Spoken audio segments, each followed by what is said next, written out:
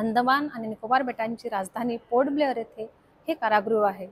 मुख्य भूमीपासून हजारो किलोमीटर अंतरावर आणि समुद्रापासून लाखो किलोमीटर दुर्गम अशा भारतीय स्वातंत्र्य लढ्यातल्या सैनिकांना तुरुंगात ठेवण्यासाठी ब्रिटिशांनी हे बांधलं होतं। काळ्या पाण्याच्या नावाखाली ती बदनाम होती, ती म्हणजे ही सेल्युलर जेल।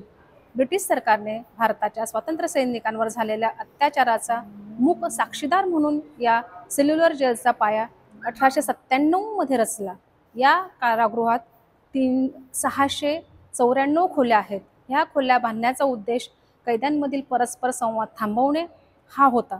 ऑक्टोपस प्रमाणे 7 शाखांमध्ये पसरलेल्या या तुरुंगात आता केवळ 3च शाखा शिल्लक आहेत।